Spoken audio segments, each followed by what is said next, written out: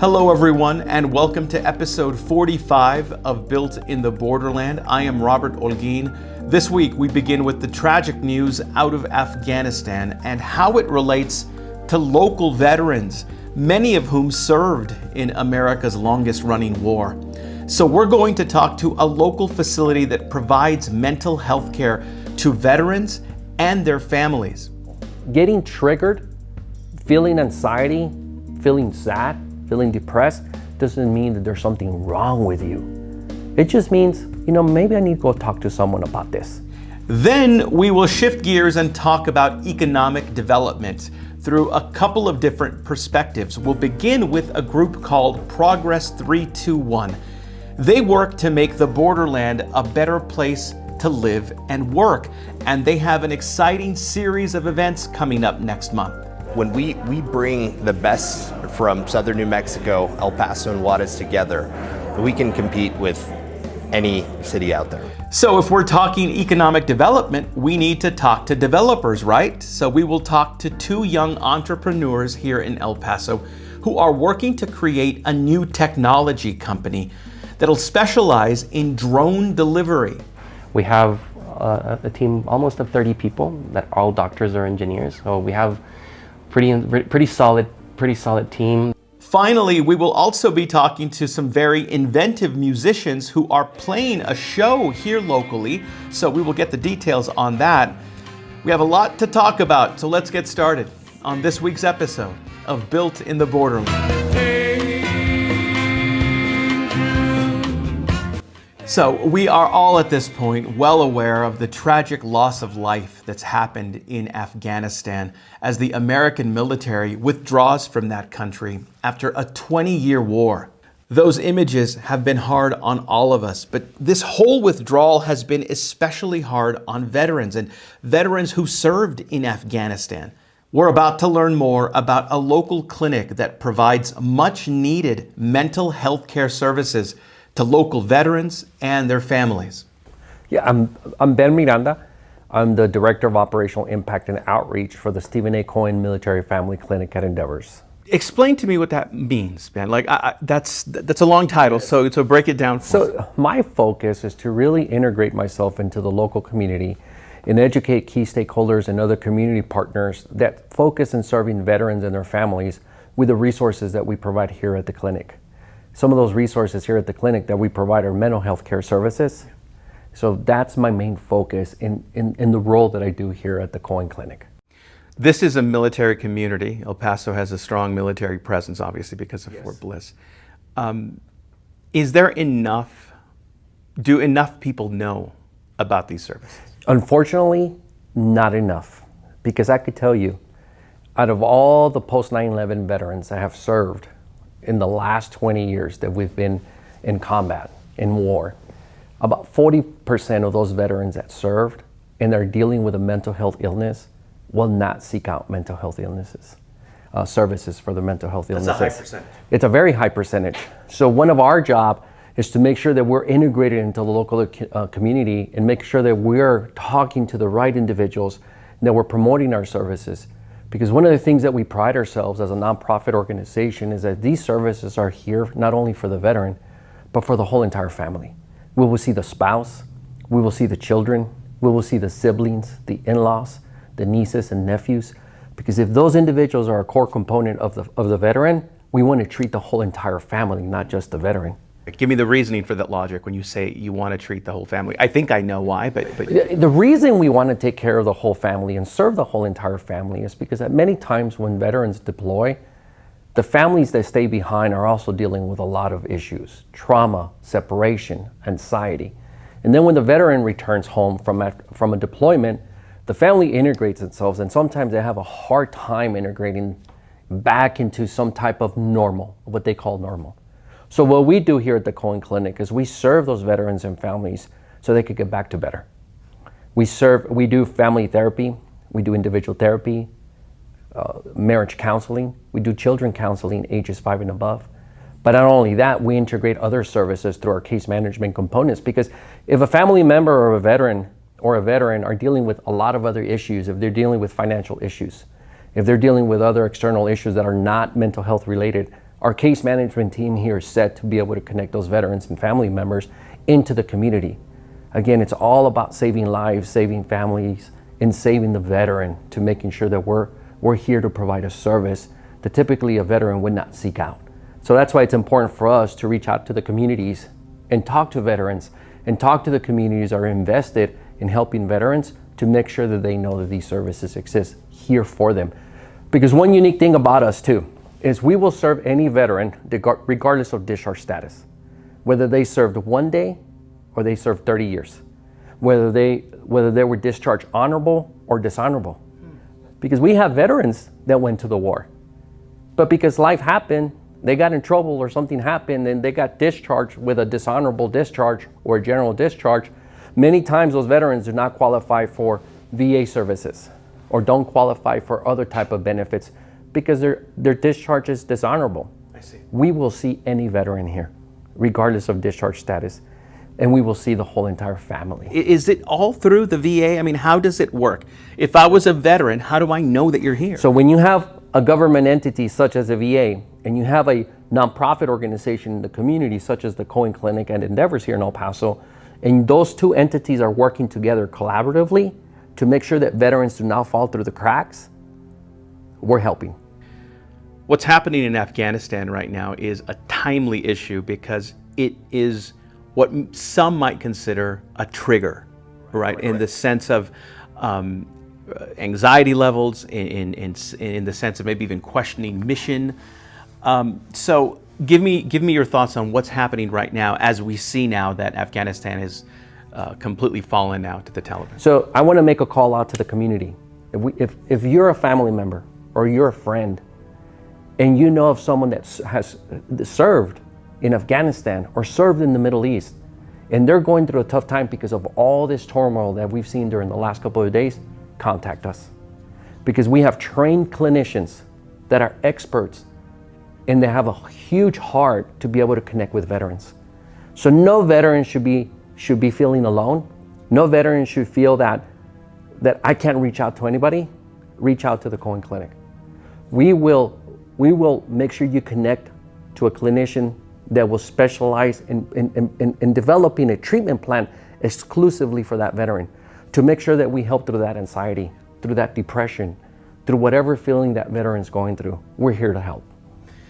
And I want to add this. If a veteran doesn't have insurance, or if the family member doesn't have insurance, or if the children doesn't have insurance, cost is never an issue. We will always work with a veteran or family member that if they can't pay for our resources, it'll be a no cost to them.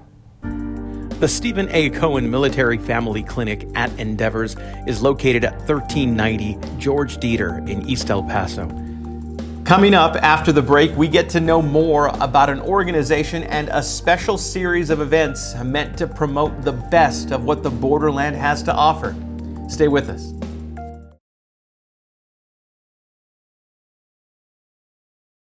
They are working to make El Paso, Las Cruces, and Ciudad Juarez a great place to live, work, and create. That's the idea behind a group called Progress 321.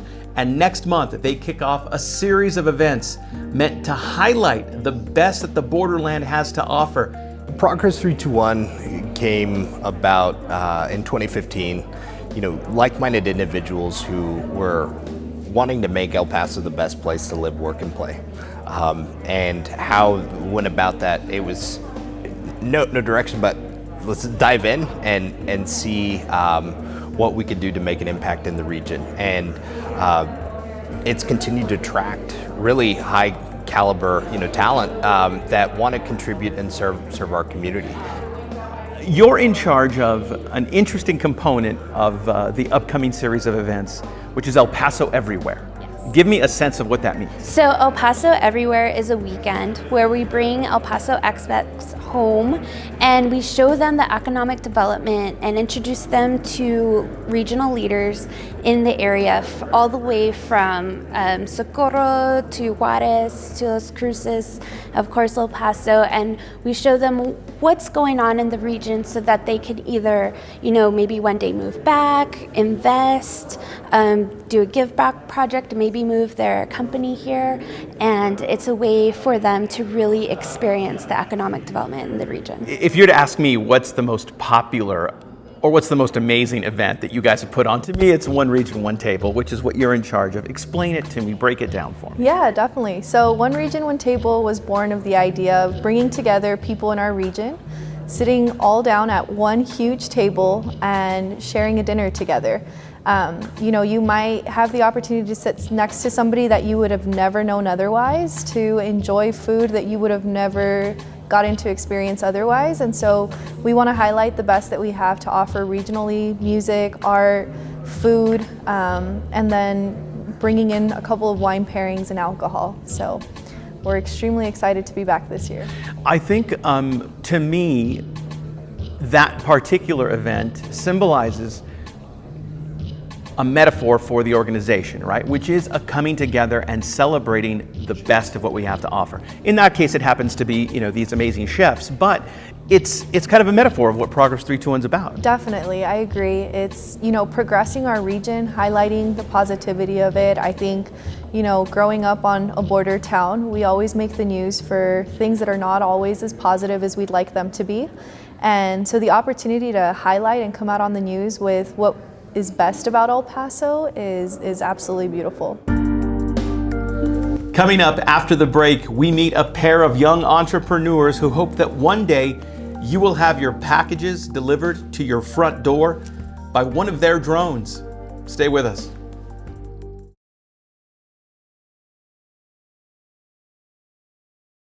Hey everyone, I am now joined by Jordan Barron and Charlie Quijas. They are the founders of a startup called SENTINEL Delivery, and it promises to bring some technological innovation to the Borderlands. So gentlemen, thank you so much for being with me.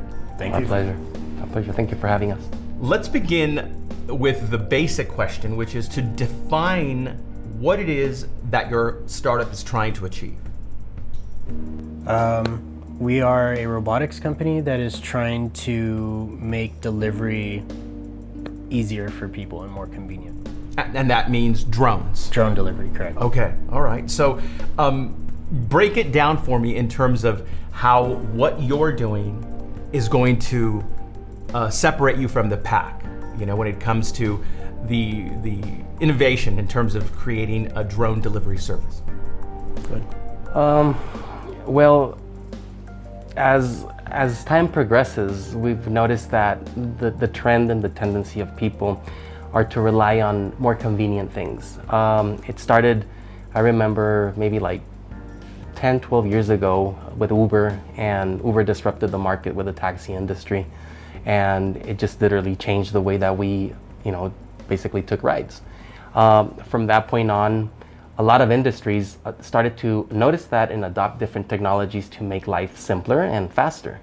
So observing that a lot of companies right after Uber started their transportation service, well, they integrated delivery into that. But deliveries in that way of working are expensive. So basically observing cost and observing people's necessity, we thought, and we had been observing for some time already, that there was a huge necessity for machines to be able to comply with that specific need, but to reduce the cost, and not only that, but minimize the time.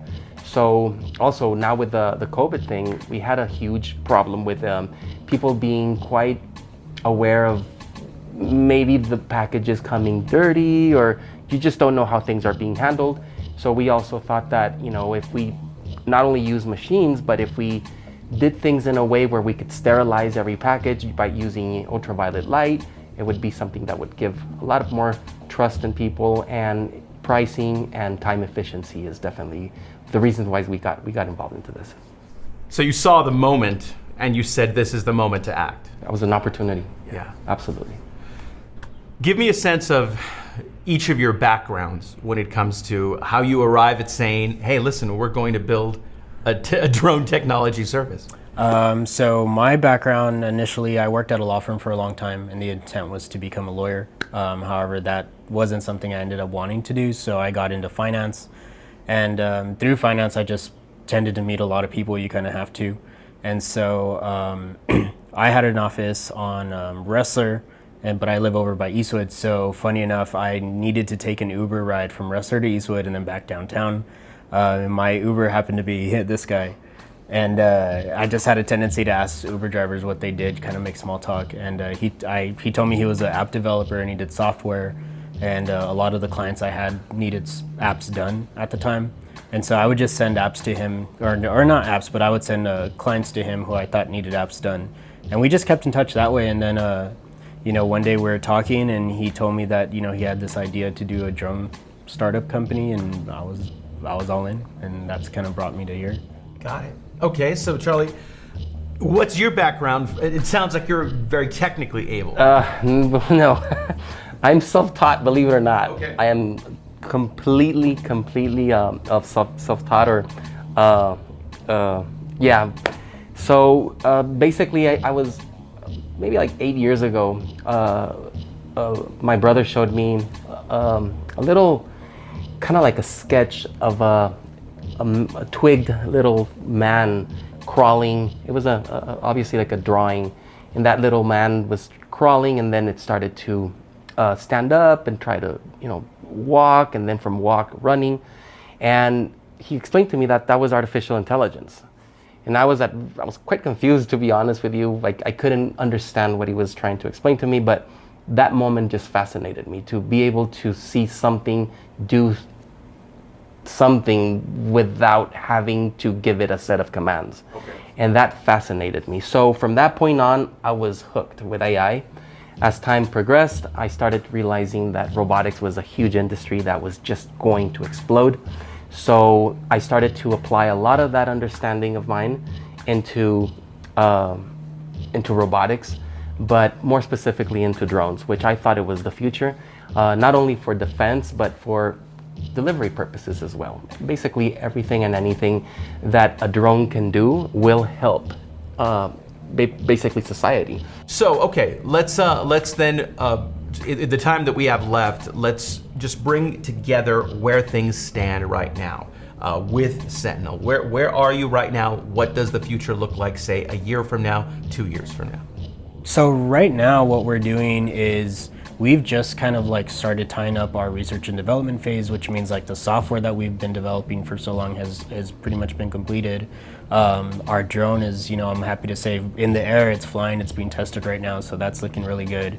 And probably within the next year or so, we're gonna continue to we need to continue to look for investments. We're gonna be reaching out to a lot of venture capitalists, angel investors who are interested in us, because we do need the capital to start this project and kind of expand it.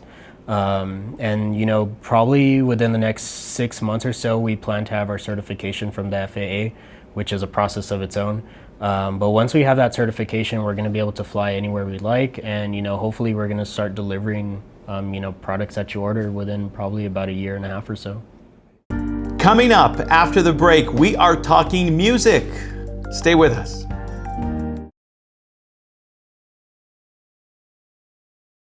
So last week on this program, I featured a new cocktail bar and restaurant in downtown El Paso called the Reagan. Well, I neglected to mention that it's also a live music venue. And next week, a group called Tormenta Rey will be performing at the Reagan. So let's learn more about Tormenta Rey. How would you define the group? What is Tormenta Rey? Tormenta Rey is an Americana swamp blues jazz noir duet that hyperactivates your eyes and ears. So he is the lead singer and plays guitar, and I play the trumpet and I dance. I think that's a culmination of just how we met. I had a certain background that actually very much border town music. My introduction to music was spawned by my grandmother. They had a failed business in Mexicali, and so when I was a little boy growing up, there were 2 jukeboxes, working jukeboxes in her dining room. So it was, at an early age, as soon as I could reach those buttons that were like giant horse teeth, to me I would push them, and was just obsessed with the sound coming out of these speakers. And she had everything from Charlie Feathers, Johnny Cash, to old Mexican love songs and folk songs. So I think that had a huge, a tremendous inspiration and effect on me. And then meeting Lelania, it was just, initially, she'd only been playing trumpet for maybe a year before we met. And we just clicked chemically on so many different levels. But initially, our early shows and the early incubation, when things were percolating, were, she could play trumpet on one song, but then she would do pirouettes for an hour. But the rest of the set. That grew, I guess. Yeah, well, he asked me if I would dance for his set, and I was like, you can't afford me, but if I can play a song on the trumpet, I'll dance. And so we kind of like 2 dances, 2 songs on trumpet, 3 dances, 3 songs on trumpet. And now I just love playing trumpet. It's great. As far as performing live, what can people expect when they see Tormenta Rey? Wildly explosive. The Schizophonics are kicking off their U.S. tour here in El Paso. So honored to be opening up for them. And they're explosively wild. Expect like James something Brown very and Iggy Pop. magical. Something you just have to witness for yourself. You have to be a true witness and come see this show. Sunday, Sunday, September 5th at the Reagan. We're so happy to be at the Reagan, and our friends Leticia from Red Door Vintage. You can pick up tickets from her. Excited to meet some new faces here in El Paso, as we have had things in storage here since last September. Yes, we're going to be moving here eventually. Very excited about that. I'm from El Paso, as you know, so I'm very excited to be back and just be ignited by this community. There's so much art and culture. It's beautiful. That does it for another edition of Built in the Borderland. I am Robert Holguin. I'll see you back here next week.